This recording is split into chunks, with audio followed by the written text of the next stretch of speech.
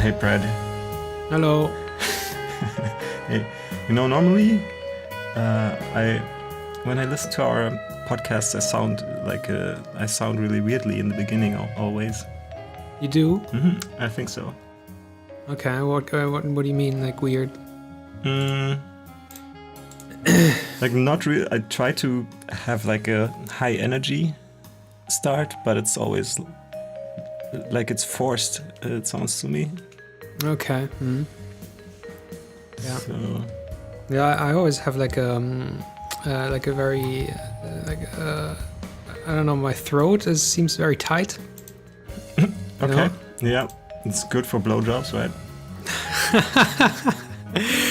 It's like, if I would record Let's Plays, and the first episode my throat would always be tight, but after I've warmed up, I would have like a much deeper voice, and it would come more from the middle of my body than. Yeah, that's what she said. Yeah. Deep throat. Yeah, so we promised. Did we promise? We promised nobody nothing, but I kind of thought, yeah, because Jesse wanted more, we could do more rambles. Yeah. Ramblings. Yeah, definitely. We talked about it the last time you were here, right? About the channel and stuff. Yeah, I thought about maybe doing like another Let's Play. Oops, I just dropped my headphones. Sorry, they just unplugged. Yeah, I thought about doing maybe like a Let's Play sometime, maybe the next couple of weeks. Maybe a short one to see. A solo one? Yeah. Cool. But we wanted to have something together, right? Yeah, the plan was to make a duo Let's Play again. Yeah. What did we say? Did we say D4 or? We said probably D4, but it's. I would say we shouldn't set it in stone yet. Maybe we'll find a better thing or something. But that's very probable that we play D4. I think. Dark dreams don't die. Yeah. I'm very, very interested in that game. YouTube Let's Play channels don't die. Yes. Yeah, I'm interested too. Same here. It's probably very bizarre. It is very bizarre, but I miss it a lot. I miss the talking too. Like, even though that is very absurd, because I'm talking to myself the whole time. But I really miss the whole process talking, and I don't know. Yeah. It did have like some kind of rhythm to it, like the whole process. It was kind of I don't know. It was kind of, it was part of our lives for like a long time, so maybe, I don't know. Absolutely. I see it the same way. I absolutely agree. You know what I was playing just before we started? Tomb Raider. Yes, and I saw it. It's really good. Yes, is it? Yeah, I'm having so much more fun than with the 2013 Tomb Raider, although I think the story is... it has no impact on that yet, because I'm not really moved in any way or intrigued by the story, but just the gameplay and the level design and everything is just so much more motivating to play and so much more fun. It's really good so far. So what kind of game is it? Is it a remake from like an old one, or? No, it's the 2013 Tomb Raider was like a reboot of the series. Yeah. With a story of a young Lara in her first years as an archaeologist, as like adventurer, right? And this one is, I think, even before that, and how she became to be that badass, basically. Oh, okay. If I'm correct. I'm actually not 100% certain. But I think it's just the same universe, but just time periods of her life that weren't explored before in the last two games. Okay. Yeah. All right. So it's just like a reboot of the series. This is like okay. Interesting. Yeah. And the first one had kind of big levels in which you had to do... Well, there were a lot of tasks and the collectibles and stuff like that in that big world, but it didn't feel so organic playing in that world as it does now. Now it's just very nice flow, and I don't feel like anything is a chore. And the levels are designed in a way that it's really fun to explore them. So I really enjoy that aspect of the game right now. Is it a lot of combat too? The first one was a lot of fighting, right? Like, Not pretty brutal. And I think it's way less so far, but I'm only like 10 hours in. okay. And the combat feels really good though. So I'm also playing it very stealthily, which I did not at all in the first game. And also the first game I played, big chunks of it I played with the controller. And so that's a different experience also. Yeah, definitely, especially combat and and being like trained in at least like aiming a little better than I did when I played the 2013 Tomb Raider. So I think it's a lot easier for me to actually play a shooter now after Overwatch. Okay. That kind of really trained me to aim a little better. Yeah, that's interesting. Overwatch. I wanted to play Overwatch tonight, maybe later, because I was watching Sorry, I'm interrupting, derailing your Tomb Raider. That's not a problem. Because I was watching like a stream yesterday night, and with somebody playing Overwatch, and he was like one of those major league players, and somebody asked him what to do to improve your aim, and he said that you should start like a custom match with bots on Oasis, right? And then you play against all Annas. And you make it so that you can only the only kills possible are with a headshot. Because Anna can't do any headshots, so you basically can play the whole map and just practice aiming for the head and shooting. Okay. Yeah. So I kind of want to try that. Sounds interesting. Oh, I bet that works as a training method. Yeah. If you just because it's basically just a whole bunch of quickly moving targets, and you can't be hurt, right? Yeah, exactly. It's just like tracing the heads with your mouse, more or less. It's probably also very good for adjusting your mouse sensitivity and shit. Yeah, I think I found like a perfect sensitivity for me a couple of months ago, and I'm really successful in other games as soon as I set them up exactly the way I set up Overwatch in terms of mouse speed. Yeah, that's really interesting because I haven't done anything of that. Like, I want to get into that. So how quickly does your mouse cursor move in Overwatch? Or do you know? I don't know. On which setting do you have the? I don't know. Yeah, because I put it down in I think 9 or 8 from 100, or what is the maximum value? I think so. It's really slow, and that was my sweet spot. That's like one big sweep with the mouse is a 180-degree turn. Okay. So that takes kind of an effort. Yeah. Which is why when I play with Reinhardt, I have the mouse sensitivity a lot lower. Yeah. No, higher. Higher, so you can turn faster. Exactly, because he doesn't have a ranged weapon.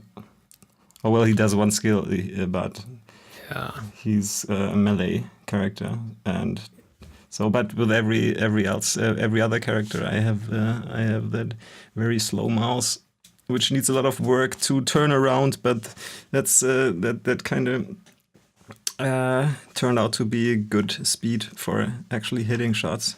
Yeah. You can like set the settings for each character individually, right? Yeah, that's interesting. Yeah. Do you know what the new meta is in games now? No. That at all? It's 3 tanks. It's Reinhardt, Zarya, and 3 tanks. Yeah, 3 tanks, and some play with 2 healers like Lucio and Ana. It's crazy. Yeah. Weird. Has the new season started? Yes, it has started, and I haven't played a game. They have like new methods now to earn boxes. They have like a new arcade mode. Have you played that? No. They have like an arcade mode with a couple of new modes. You have like random 5v5s, where every time you die, you automatically get a new character. So you can't really decide which character you want to play. And you can do a 1-on-1. You play like 5 rounds 1-on-1. And then they had like a winter event where you do snowball fights with May, what's her name? May. That was really fun. Yeah, and you can earn like 3 boxes per week with that, like really fast. In addition to leveling, and they started a new event. It's like Year of the Rooster. It's like the Chinese, Year of the Rooster, the Chinese New Year event, and that started today or yesterday. So I'm kind of excited to see that. Sounds like a lot of stuff. Yeah, I watched a couple of. There's like an Overwatch winter premiere league tournament at the moment, and it was on Twitch live yesterday night, and I watched a couple of matches, and it was so fun watching that. It was really great. I can totally see myself watching this on a regular basis. Interesting. Yeah, because they have like they had like 3 commentators, and they have like their own camera system, so they can switch around very easily, and take like from above the camera, so you can see exactly what's going on, and you can see how the people are playing and stuff. That was really cool. That sounds really interesting. Yeah, I have to look into that. Overwatch. Did you actually play a lot in the last couple of weeks, or a little? No, I played like 4 matches because I never sit at my desk anymore. Oh yeah, we talked so about I never that. play Overwatch. Yeah. Yeah, that's weird because you have. You and I also, we have both the Chromecast and also Steam Link. So basically almost everything that we would normally do at the PC, we can now, like in terms of entertainment, we can do at the TV. Yeah. Yeah, which is I got Overwatch to work on the Steam Link. So I actually might try that over the TV sometimes. I don't know if there's going to be input lag, maybe a little bit. Got to see about that. But I tried it in my bedroom. And it worked pretty well, so gotta see about that. Cool. Yeah. But yeah, I almost forgot you have a keyboard and a mouse lying around there next to the Steam Link.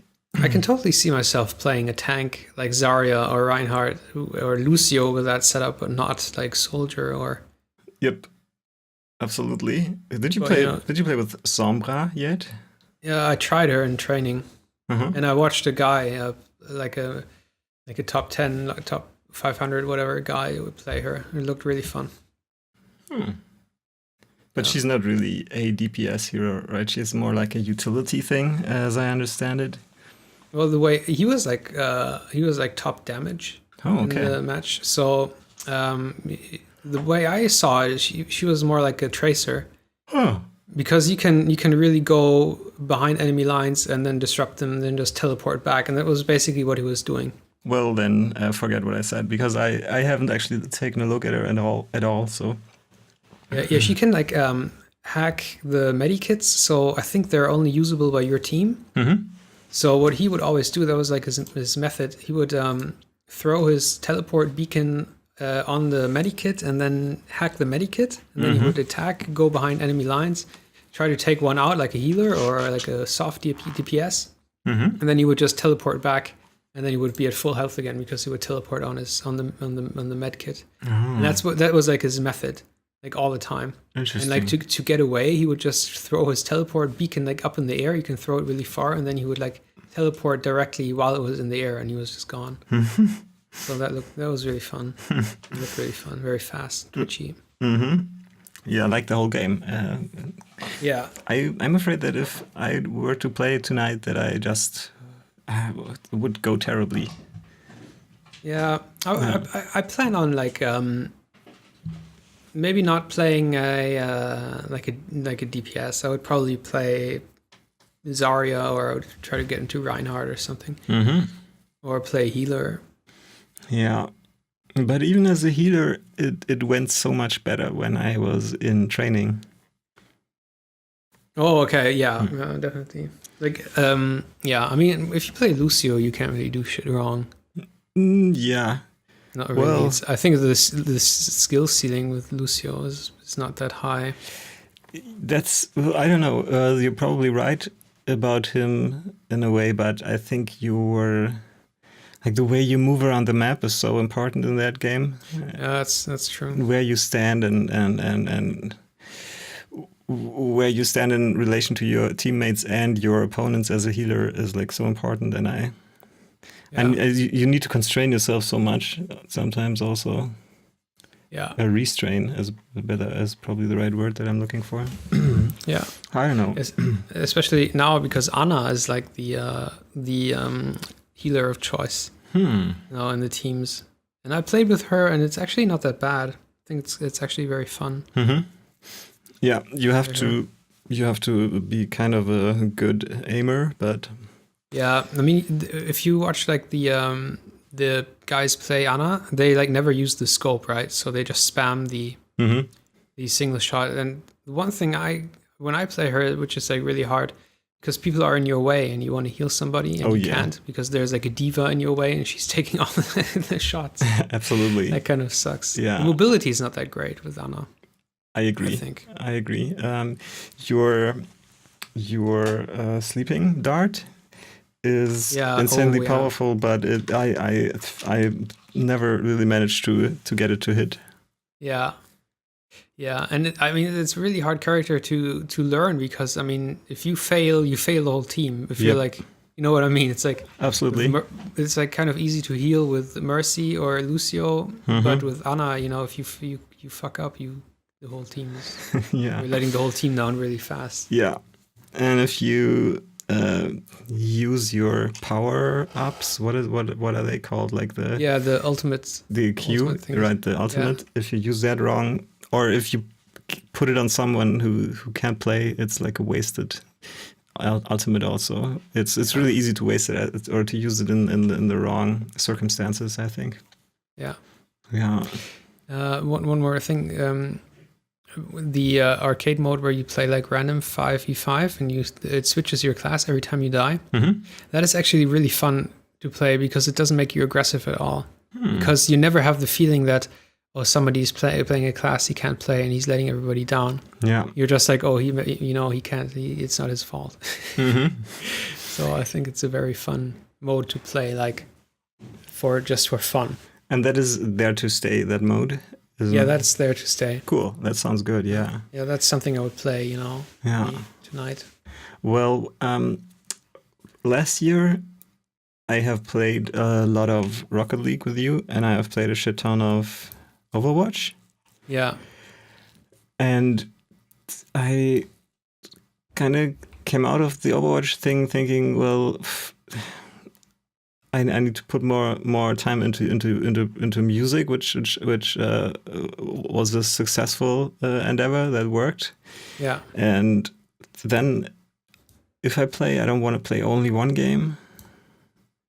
So yeah, I kind of try to distance myself from these huge time sink games. But in the end, I don't know. It doesn't really matter if you want to like have a little escapism time and that works for you, the Overwatch thing. Why not play it? Yeah. I'm trying to say is I think I'm a little afraid of playing that again and then having like that urge to go back every day, and then it comes to the point where I get frustrated easily again. Yeah. Like after a certain playtime when I'm on a certain skill level again, and I see that that isn't getting any better, and I'm starting to get angry with my teammates and stuff like that.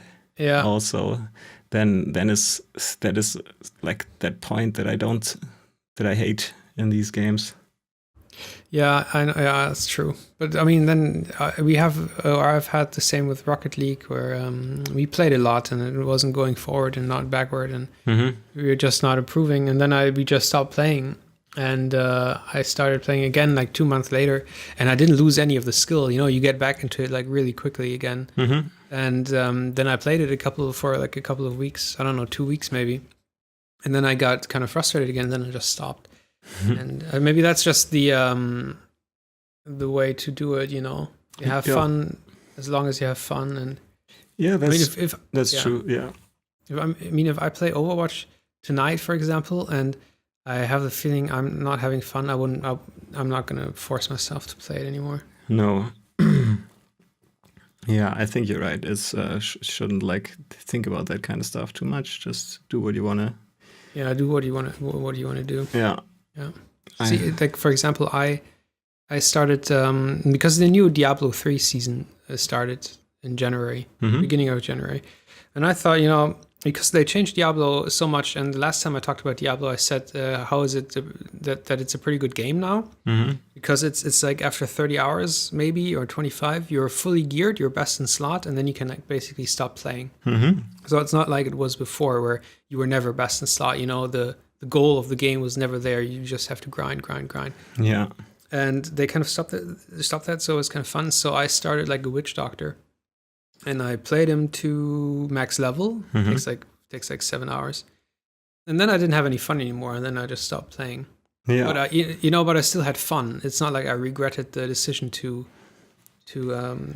play that witch doctor up to 70.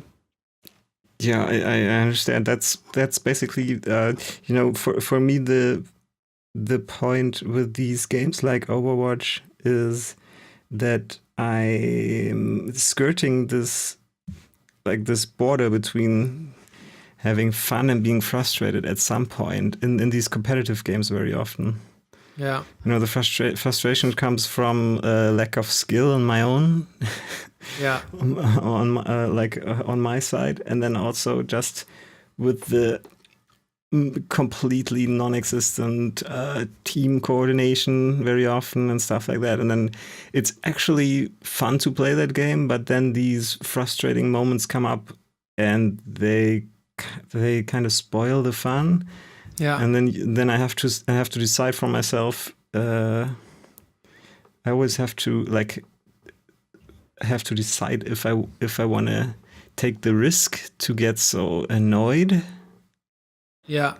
And if that feeling is stronger than the fun I'm having, and that is not always the case, but sometimes it is, and then I have to think about if I want to really do that to myself. It's weird. I think it's kind of weird. Yeah, I mean, we don't want to play games to be frustrated, right? Exactly. And I mean, I'm saying now that I really want to play, but I remember like a couple of months ago, I was really frustrated, and I said, multiplayer games are not for me because I'm getting worse at them. Yeah. With age or whatever. But I don't know if I feel like playing it, or if I have the urge to play. Why not try it? And yep, that's exactly it. I think just play it if you wanna. And don't make it harder than it actually is. Just play what you want to play. And by the way, I need sometimes I need like a 2-week break or 3-week break from single player games after finishing. I finished Life is Strange, and parallel to that, I finished Uncharted 1, and then I started Divinity: Original Sin and Uncharted 2. But I'm kind of not feeling it. Right? It's like I do want to play them, but I need like a break, because I have the feeling single player games, you have to concentrate much more on a single thing. You have to commit to something, and sometimes I just don't feel like committing to a game that's like 30-40 hours long. I just want to play and then a little bit and then stop, and not have the feeling I have to play 20 more hours to finish the game. That's true, but isn't that one really weird thing in general, that you feel that commitment almost like an urge to keep on playing? You mean that's it's intended? Yeah, what I mean is, why do you? And I mean not you specifically, but because I observed that with my gaming habits too, that you feel like you owe the game, that you keep on playing. Yeah, it's really weird. You owe the game? You mean like you invested so much in the game, now you have to complete it? Or yeah, now you have to push on even if you lose interest. If you lose interest. Yeah, that's like the... And then you feel bad if you don't push on. That's just weird. Yeah, it's just weird. But most of the time when I push on, I never regret it. Mm-hmm. When I finish the game. I remember like the biggest push on I had was in Fallout 2.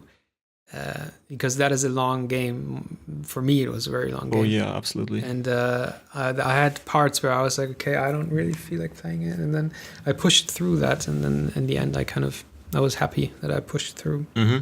But I know what you mean. It's like there's a difference between like really wanting to play or finish a game because it really gets to you. Like Life is Strange was one of those games. Mm-hmm. Where I really thought, okay, this game, I was like thinking about it when I was at work or on the way to work, and I really wanted to see what would happen next. Yep. That was not the case with Uncharted 2, but Uncharted 2 was so short, you never had the feeling that you're committing too much time to it. Absolutely, yeah. Yeah. Do we want to... sorry, I have to yawn. Do we want to spoiler? Sorry, so boring. Yeah, it's so boring to talk to you. Spoiler Life is Strange, or I don't know. You want to talk about Life is Strange? Well, we could about the story, but we don't have to. So, what else did I play? Yeah, tell me, what else did you play in the last 6 months? So, what is in here that I finished? I played through the two remastered BioShocks. Oh, yeah. I played through. I always wanted to replay BioShock 1 and then play BioShock 2 after that. Mm-hmm.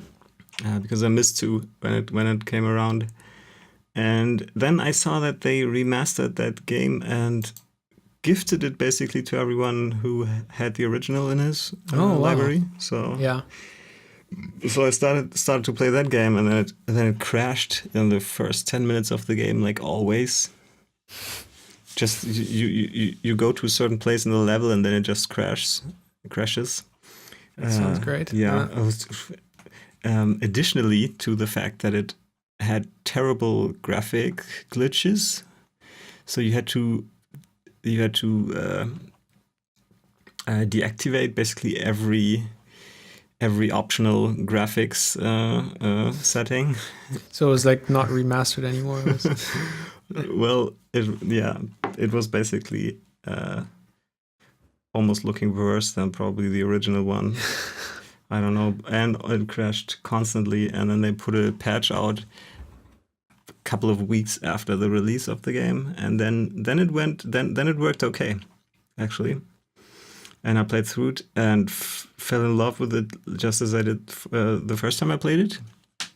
But I have to say the mechanics and the controls really aged drastically. Yeah.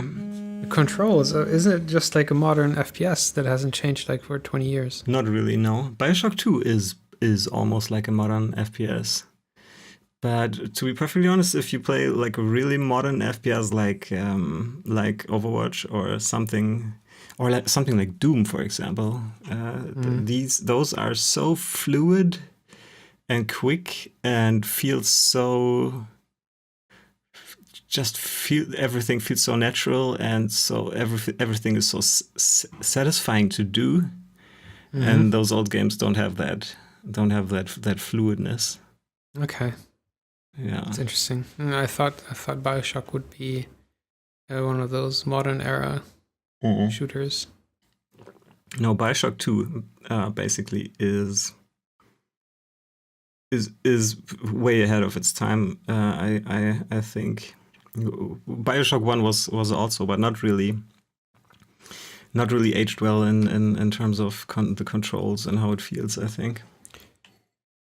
The only old FPS or FPS style game that I played was Vampire the Masquerade, which is that's not really that great in terms of controls. Yeah. It was very clunky. Yeah, absolutely. Yeah. Okay. No, both BioShock games are better than that looked. I only saw you play that. I didn't play it myself, but yeah. I have to say, BioShock 2 is like by a stretch the better game. Way Really? better. Yeah, I think so. I really Even think the so. story and everything. Not sure about that. I think both are really good narratives, but I think I prefer the first one a tiny bit.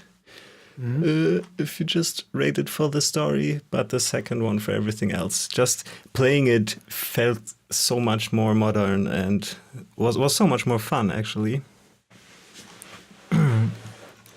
Yeah, I can only recommend you go back and play both of them if you haven't. I haven't played them. I watched Let's Plays of them, but I haven't played them. Yeah. I think I haven't played them. Maybe I have. Huh. No. I think those were some of the first Let's Plays I watched. Oh, interesting. Yeah. Good games for Let's Plays, I think, also. Yeah. Well, they unless you're drunk. Yeah. That's true. What else did I play? I finished Fallout 4. Oh yeah, I thought about going back to this and finishing it. Did you finish the story? No, not even close. I did, and I'm at 81 hours now, basically. A lot. It feels like I played 40 or something. I don't know. I'm not that fond of that game, I think. Yeah. You told me. Yeah. Yeah. Story was what made me finish it. I wanted to see how it ends, and it was disappointing, I think. Yeah. Too much padding again, also. You mean the side quests and everything? No, that's okay. I mean the main quests is padded. Oh, it's like dragged. I know what you mean. It's like too long and too fluffed up. Yeah. Yep.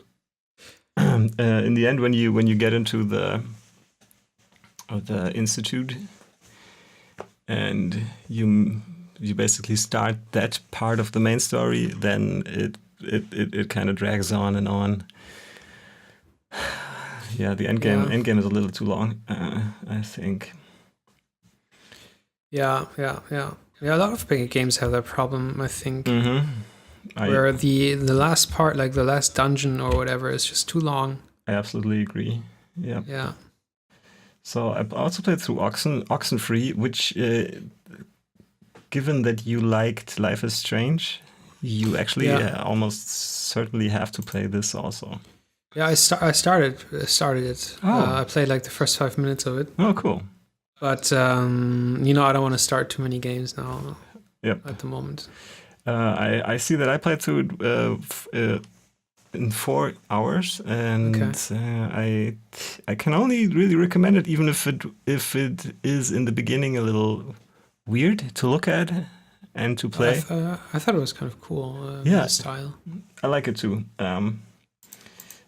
But it blossoms like after 20-30 minutes. It reveals its real charm, I think. Okay. What else did I play through? Oh, Spec Ops: The Line.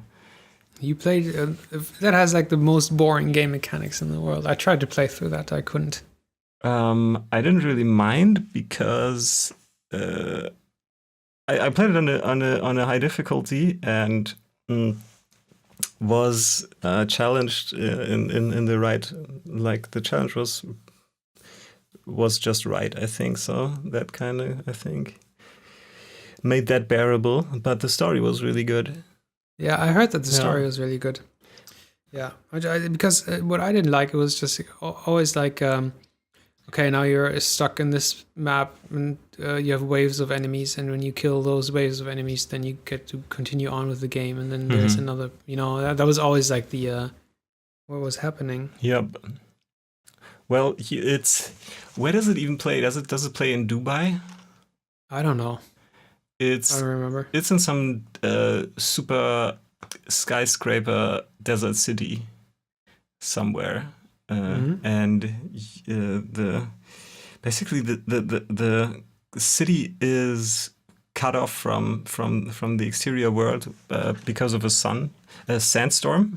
And you're in there trying to what are you? You're trying to take down a like a Trump-like person, you know? Yeah. And then everything like falls apart, and also you're slowly but surely losing your grip on reality, and war is just overwhelmingly terrible in every aspect. Okay. And the game points at that, like in every scene. But the settings are incredibly beautiful. You're climbing these skyscrapers and looking over this ridiculous like cityscape. Yeah. And oh yeah, of course the soundtrack is great. It's 70s rock. Yeah, I remember. Yeah, like at some point you're shooting people to Jimi Hendrix's cover of the U.S. national anthem. Yeah. Okay. It's in that regard, I think this game is kind of a masterpiece. It's sometimes very much on the nose. There's this one segment where you have to use a chemical weapon that is outlawed in the real world for a reason. I think it's white phosphor. Have you heard of that? Yeah, I've heard. Isn't it like napalm? Yeah, it burns everything, exactly. Yeah. And you're stuck in a position where you have to use the white phosphor or you can't continue on with the game. So you're either like stop playing the game or you commit to this atrocity. Okay. And like use this terrible weapon on a pretty big number of enemy soldiers and also civilians. Yeah. Yeah, and then after you do that and you don't have a choice, like I died 3 or 4 times because I wanted to explore if I have different options, but no, you just get shot down. And the enemies are basically like invincible to normal gunfire or some shitty solution. Anyway, and then after you did that, you walk through that group of enemies and civilians, and you have this. You have, for example, that image of a mother who embraces the child, and just everything is burned off of them, and then just these white, spooky, like ash people. Yeah. Yeah, stuff like that. Okay. Sounds horrible. Yeah, it actually was emotionally. It had an emotional impact. Yeah. Yeah, not a huge one, but at some points. That's because you're dead inside. Yeah. Yeah. You don't get scared in horror games. No emotional impact. No, that scene, for example, I heard a lot of people saying that they disliked the scene because you were forced to go ahead and do that. And they disliked the scene because it was too much on the nose and it was too...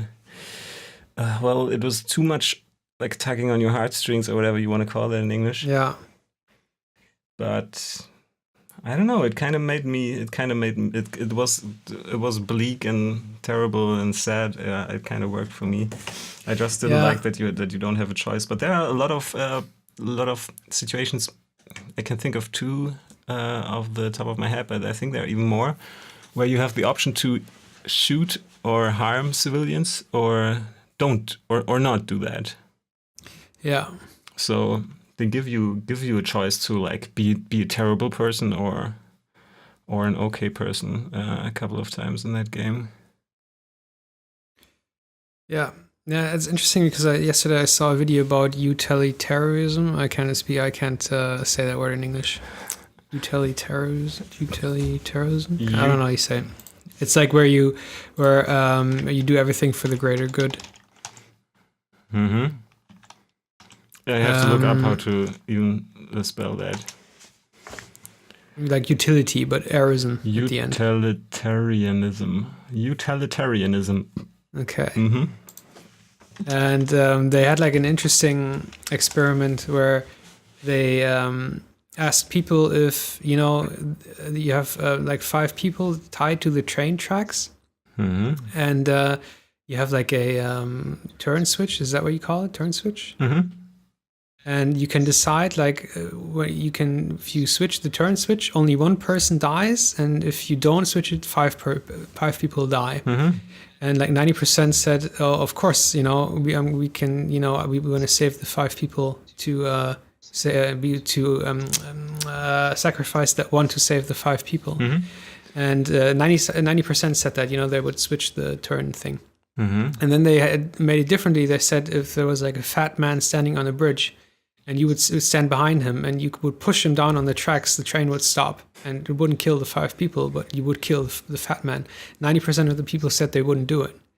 Mm-hmm. You know what I mean? It's interesting because if it's, we talked about this before. It's like if you have to do harm yourself, and you can see that harm, and it's right directly in your area, you wouldn't do it. Mm-hmm. But if you're not really affected by it and you don't see it, it doesn't really matter. Yeah. And I think it's the same with war, or Yeah, sure. as like a politician or whatever. You don't, or as a when your army is in Iraq, and there are a lot of people dying. I don't know, 100,000 people are dying. You're like, yeah, well, that's what war is all about. Mm-hmm. But when you are there and you kill a person, or you kill 10 people, it's not like that. It's totally different. Yeah. And I think that the kind of scene you have in that game kind of makes you feel more empathy maybe towards these kind of things. I think so too. Yeah.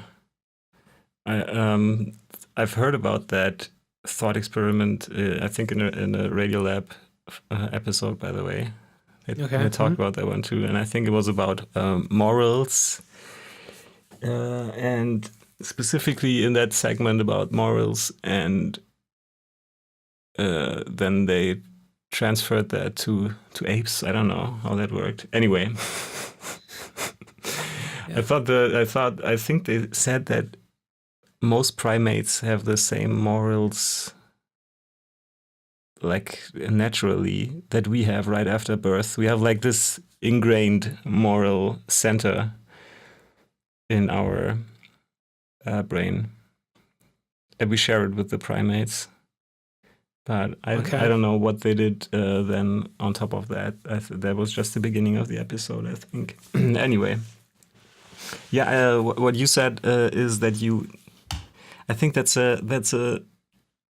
one of the big obstacles to getting to fairer political systems, right? Also, that people don't realize that they live in the same world as the Syrians who want to flee the country. Yes. And that the Chinese, or I don't know where that happened, the factory workers that make their iPhones jump out of the factory 10th storage because they can't take the working conditions anymore. Yeah. And that it's the same kind of human on the same planet. Yeah. Yeah. I mean, it's the same with you don't even have to go to China for that. It's the same with maybe like lesbian gay community. Mm-hmm. It's like, that guy in Texas on his ranch, he probably wouldn't give a shit if in the news they would say they incarcerated all lesbians and gay people. Why would he care? But, maybe if his neighbors start being taken away and incarcerated, maybe he would start to care, maybe, or parts of his family. Yep. It's kind of sad, but maybe that's just how humans are. Maybe they can't build emotions to like abstract numbers. Huh. You know what I mean? Yeah, that might be. Maybe it's just not possible. I don't know. Huh. It's when I had a discussion like a long time ago with my dad about VR. Mm-hmm. Because my dad doesn't like games. He's like, games are the worthless thing in the world. And we were talking about VR, and he was like, "Yeah, but what, that's just for games. Why do we need that?" Mm-hmm. And on the other side, he always preaches like, "Oh, the world, people need to feel empathy, to make the world a better place." Yeah. And I told him like, if you have really realistic VR, you could make somebody in Germany or somebody in America experience the war in Syria, for example, like how it is, over a long period of time. Yeah. And then you would really feel what it's like, what these people are, what they are suffering. Mm-hmm. I agree. So I think that is something that would probably be a good use for VR. You could build like simulators for every thinkable situation. Yes. Or I mean that's what people aim for in the usage of it, also in therapeutical ways, right? Like people who have certain chronic pain and no, what was that? Man, I can't really sort my thoughts today in a good way. Anyway, but you mean like phobias, or what do you mean? Like when people are scared of things, or I think some therapists put clients under. And like in a VR setting where they were in a really cold environment, and then they they try to measure their pain responses to, I think, like hot pain sources, like heat as a pain source and stuff like that. But also, I think you can use that to cure certain phobias, because it's like exposure. Yeah, thing, exposure right? theory, exactly. That's what I wanted to say, and stuff like that. Yeah. And that's similar, right? To like to exposure to situations to produce empathy. Yeah, definitely. And that's I think like games are already doing this pretty good. Mm-hmm. Like a lot of times we talked about it, like Life is Strange, for example. It really makes you feel empathy for, or it doesn't make you feel empathy, because feeling empathy is always like, oh, I feel empathy, I have pity for you, you know what I mean? It's more like, I really felt like I was seeing the world through the eyes of like a teenager, if I liked it or not. Yeah, but I was, and I think that was really interesting. I agree. I like that about that game too. Yeah. I have to say, I had problems with depression, but they are basically like not really there anymore, right?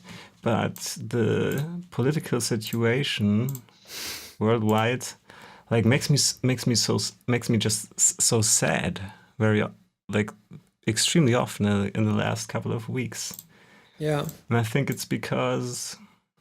And we talked about that, because I can't understand the motivations.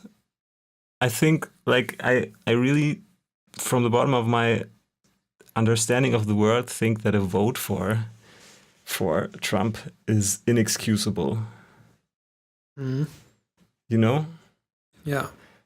I try to understand why people voted for him, and every reason I can come up with and can understand, I still think it's completely wrong, Yeah.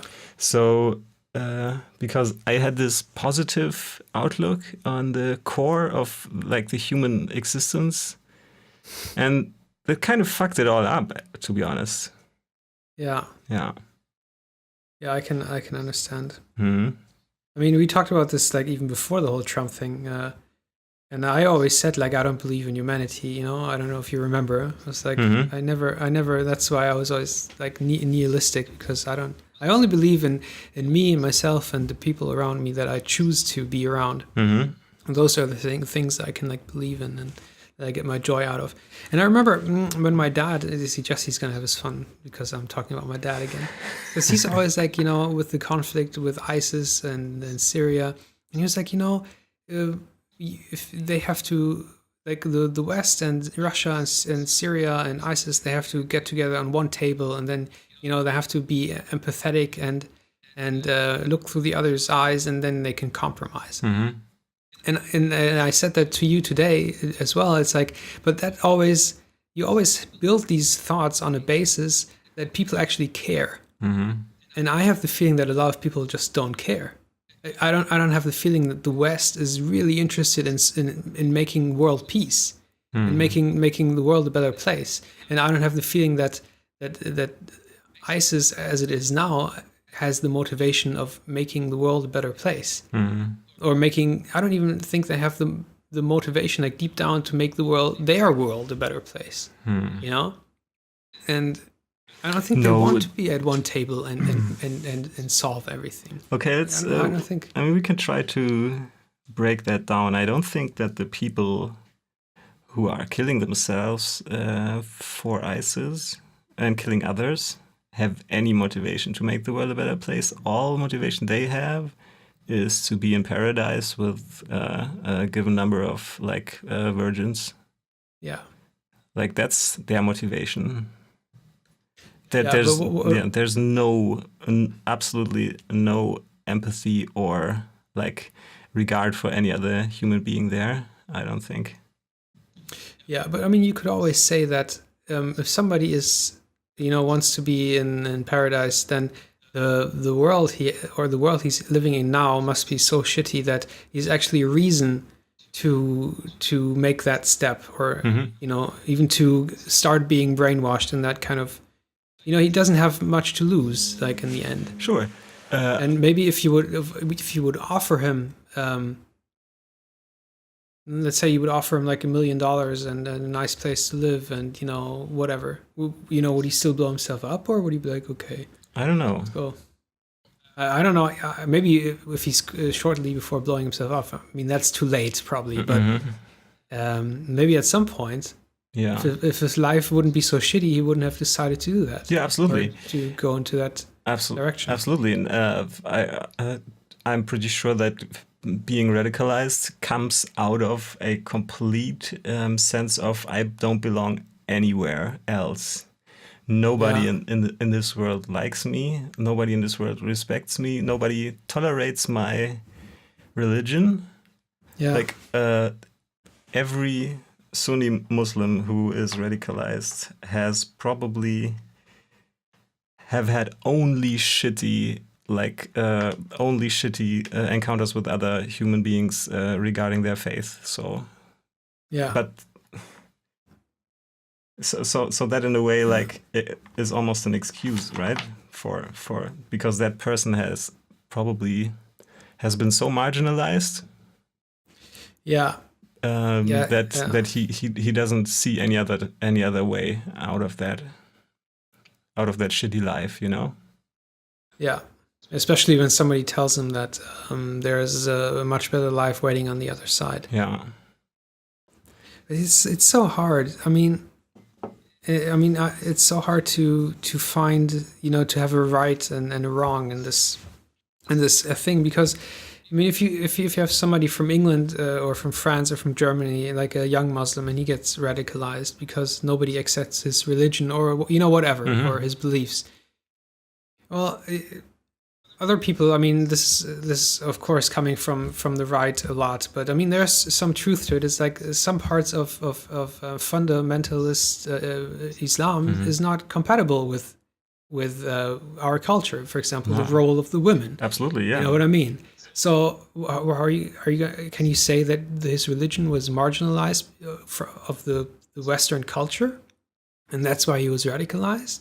You know what I mean? It's really hard. Can you say that? No, or is that true? I think in most cases it's marginalized from everyone, from Christianity, from the different subsets of Islam, from atheists, of course. Yeah. Institutions everywhere. I mean, Sure, and that's like a Teufelskreis. What do you say? How do you say that in English? That's like Is it like a downward spiral? yeah, because if that if Sunni Muslims like are become that big of a problem in terms of terrorism globally, then nobody, then of course the issue will only get worse, you know? Oh yeah. I mean, if I was like a Sunni Muslim, Mm-hmm. and everybody would despise me, maybe I would even become radicalized Yeah. now. Yeah, sure. Yeah, I know what you mean. That's how Yeah. it works. Yeah. Yeah.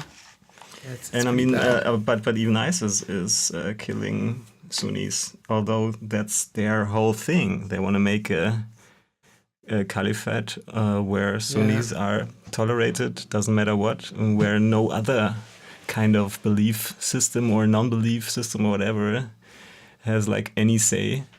But even they are killing their own people, which is like, yeah. Yeah, they just kill like everybody when they don't do what they say, right? Yep. It's like if you don't give them all your money and food, they'll just kill you anyway. Yes. So, yeah, it's.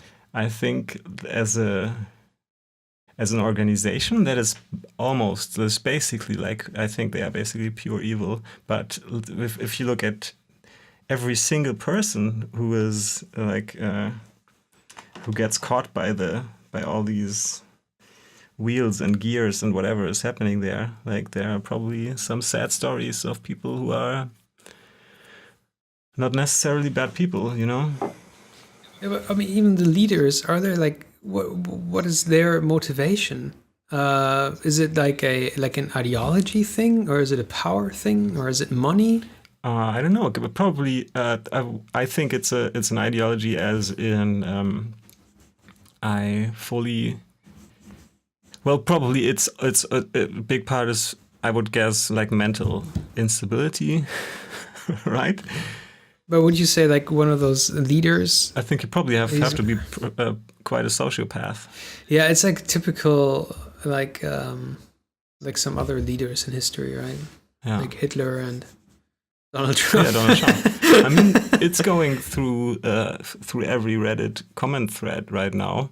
Look at the clinical definition of narcissistic personality disorder. Yeah. And then look at Donald J. Trump. And really? That's new to you? I mean, look at that guy at any point in history and tell me he's a well-balanced human being. I mean, that's ridiculous. Of course he's a narcissist. Yeah. But but I still think like, I mean, Trump is going to be president now, but I think it's not the root of or the cause of what's happening like in America. No, you can. I think you can almost be sure that over 50% of all politicians in high positions have some kind of profile neurosis disorder. Yes, they like themselves too much. And also, of course, everything that has led to this point is of course wrong decisions by politicians in power. Yeah. But the answers that the people pull out of that dilemma, that they will make everything just worse. That's the That's the irony, and that's why in whatever 100 or that's why in 50 years people will just facepalm when they think of now. Yes, even if nothing bad comes out of his presidency, which is what I would assume will happen, because I hope that the United States as a democracy is strong enough to handle that guy. But Yeah, I think like I never know if I really should think of this. I'm kind of on the fence about this because it sounds kind of extreme and it sounds kind of heartless and bad. But I kind of hope that something bad happens, because as this, or not, I think it's I think it's going to happen because I think it's better for the future. Mm-hmm. I think this system just has to crash as it is now, because it's definitely not working anymore. Yeah.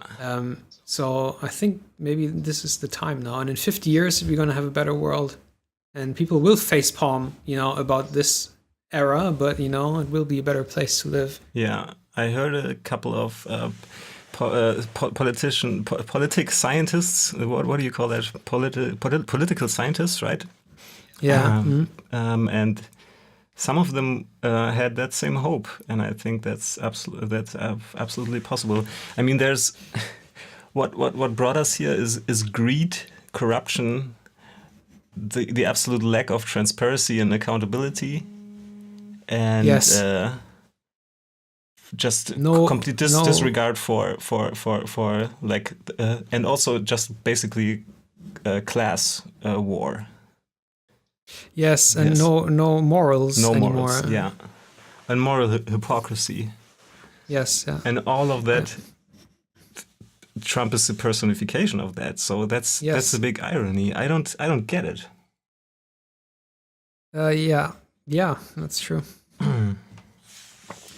Yeah. Did we talk about the what I read on Reddit about the class thing that America doesn't have a strong lower class? Did we talk about this last time? I don't know if we talked about it in the podcast, but we talked about it. Yeah, You talked about it, right? Mhm. And I really like this the saying where it says, in Europe, for example, poor people, kind of know they're poor and they organize as poor people. We have all the unions and stuff, and like the lower class blue collar thing. And in America, everybody's is an embarrassed millionaire. I really love that. Where people are like, I'm poor, but it's because of outside sources. Yeah. I could be rich, and not like these other lazy people who don't have any money. Yep. So I'm not responsible, and I could get rich any day. Any day, yeah. And- And the middle class is like, well, the poor people, if they would work harder, they could just get. They could also be middle class. Yeah. So there's like nobody wants to support like the lower class, for example, and the lower class doesn't feel like it needs to be supported because they could be millionaires any day. Yeah. So they don't have really like a strong base anymore. Absolutely true. Yeah, they are completely disenfranchised, probably by all accounts that I hear. Yeah. But And then you have somebody like Trump who's like, well, we can make America great again, which is basically just the thing, where that people are, the American dream. What maybe lower class people are saying, like, okay, if America's great again, we would not be poor because, yeah, whatever. It's kind of interesting because he's like the answer to what maybe the lower class wants or thinks it wants. Well, he needs. said that that he gave these people hope. Yeah, absolutely. With seemingly easy answers for their like problems that have probably accumulated over the last 30 years or 20. Yeah. To like be huge problems, like existential problems, and he said, "Oh, we're gonna make it all good again." Like, yeah, he said like everything. Like it's more like Hitler. Hitler said, the Jews are at fault because we are so poor. Let's get rid of all the Jews and then make Germany great again. What? Yeah, what made me really fucking angry is when he attacked NATO, like right out of the bat. Is that how you say it in English? Is that a baseball thing? Yeah. Right off the bat, right? Right off the bat, yeah. In his first interview with the German and English newspaper, because if you go that route, then we're basically going back to pre-World War I situations, right? Where everyone is afraid of everyone. Nobody is willing to pay for anyone anything. Nobody's willing to defend another state, really.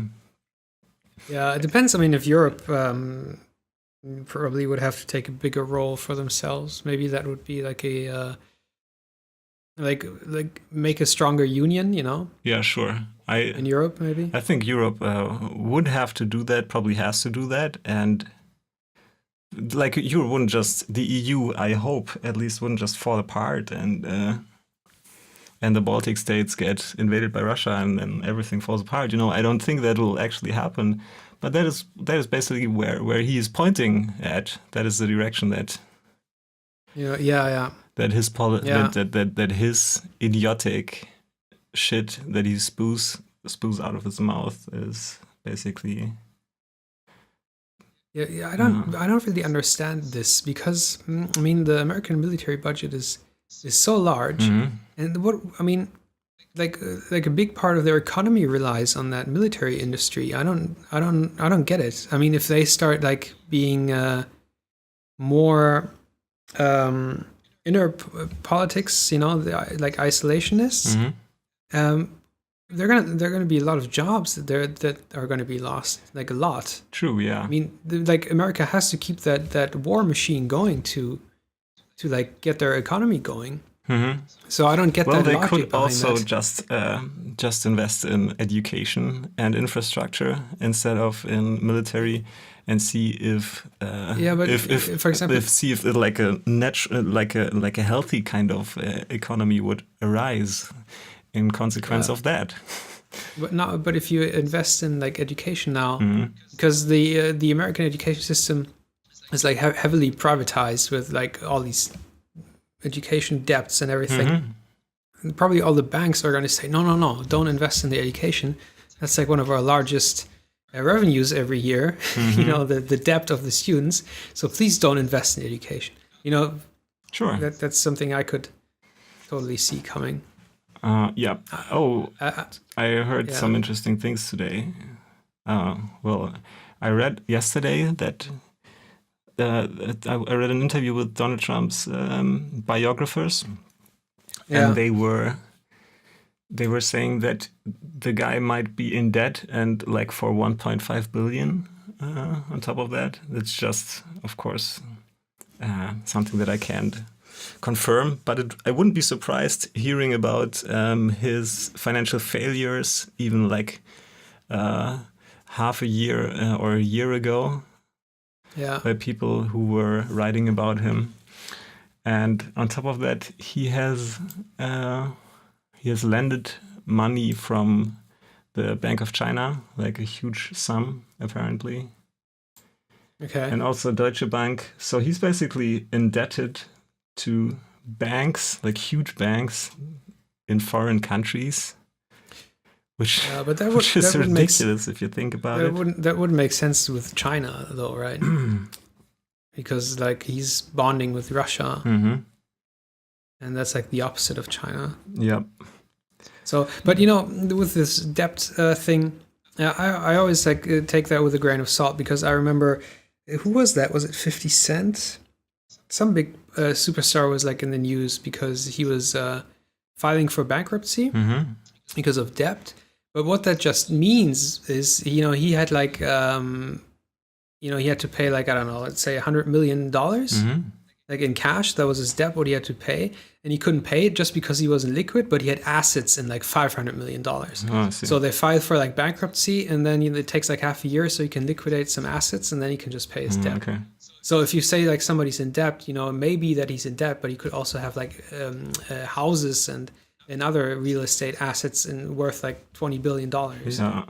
You know, but what I mean, but he wouldn't be in debt saying, you know, that he couldn't pay his money, because, you know, you can be in debt, but that doesn't mean you can't pay the debt. I see, yeah. I mean, you know, a lot of people, everybody who owns a house is in debt, more or less, even though they have like a very stable financial situation. True. And if he's in debt or not doesn't even really matter.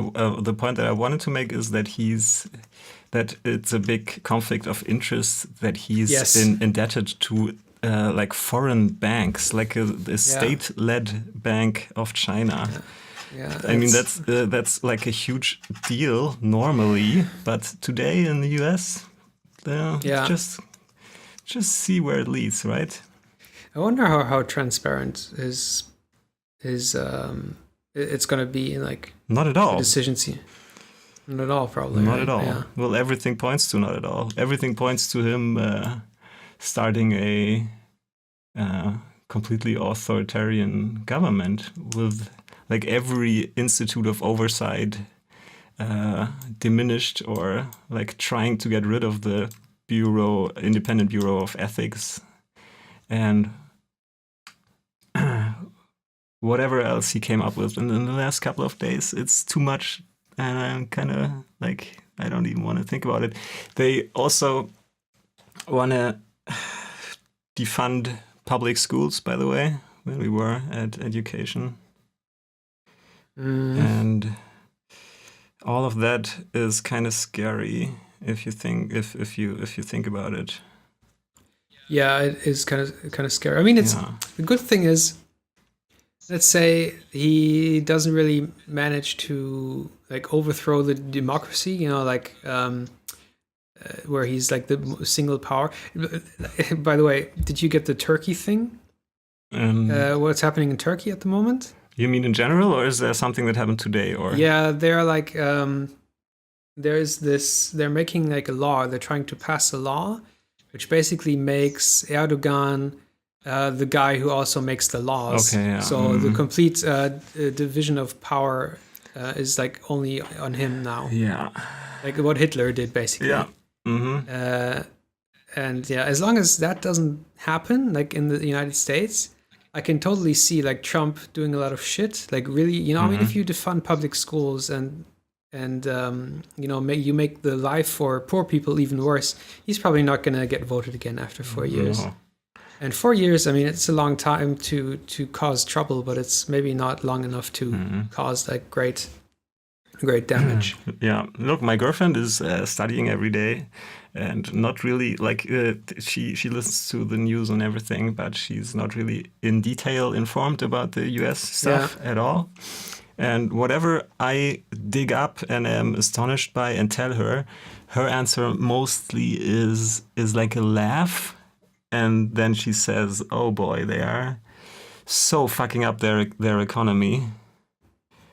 Yeah. And she's like the most expert person in terms of economy that I know, because she's studying quantitative economics right now, and has finished a economy college thingy. So and I think that is going to be his big downfall, that he has actually no idea what he's doing and just will lead the country in terrible economic times, probably. Yeah, I think you're right.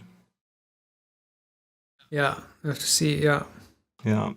Maybe, you know, we have this saying in German, which I just forgot. What is it? Is it you know, maybe it's just like a quick scare. You know, like how you get away from it with like a quick scare, and then you I don't know, like a near death experience, and then you have to like recalibrate, and then maybe, you know, they will reform the party system and everything, and learn from the mistakes. Learn from that mistake. That would be great. Yeah. Without causing like a nuclear holocaust all that would be preferable. I don't know. If I were just politically divergent from that guy, but I really think he's a narcissist, and that was painfully obvious from the beginning. He's a pathological liar and narcissist. So I don't even have any fucking idea what that guy is capable of, you know? Yeah. Did you hear the German car thing? You mean the reaction of the FBI in to the fact that they jailed one of the VW guys, and no, it's about BMW, I think, where Donald Trump said, "I don't understand how Germany can sell so many cars. You know, how can Germany produce cars in Germany and then sell so many here in the United States?" Heard that, you heard that, right? Mm-hmm. Yeah, and that was actually, the truth is that BMW actually produces all those cars in American factories. Oh, really? Yes. So it was like an absolute lie, blaming Germany for like ruining the United States economy, but it's Germany that has like factories in the United States producing cars for the United States. Oh, what an irony. Yeah. I don't even think he's aware that he's lying very often. Most of the times, I think he's just he's getting lost in his own like little brain maze pathways, and he thinks he's speaking the truth very often. Yeah. Or he just confuses facts and stuff like that. Or he just reads headlines in newspapers and then that might be deducts the contents from the headlines. Absolutely. So in 5 minutes we have an appointment, right? So with Sunesha, so maybe we should stop. Yeah, because I have to go to the toilet. You haven't really been talking about games. You have to do that next time. Oh yeah, that's okay. Yeah. So next time we can check if the country still stands, right? Yes, no nukes. Yeah. And maybe. Yeah. Maybe Chad and Heather are still have a house and they're still married and not. I hope so. Yeah. Yeah. Not irradiated. Eradicated or irradiated. Yeah. Yeah. I hope so because I like them. Yeah, me too. Yeah, Chad actually asked me if I wanted to play Rocket League on PlayStation 4. Oh. Yeah, and I actually have to say, I don't think I want to play Rocket League on PlayStation 4 because I heard it's horrible with 30 FPS. But if the next good multiplayer game, Chad, that is a PS4 exclusive, I will definitely play with you. Sounds like a plan. Yeah, because I don't want to buy non-exclusives for PS4. Yeah, I understand that. Well, word. Okay, that was it. Cool. My last words. And see you soon with something else, I guess. Yeah. Bye-bye. Bye.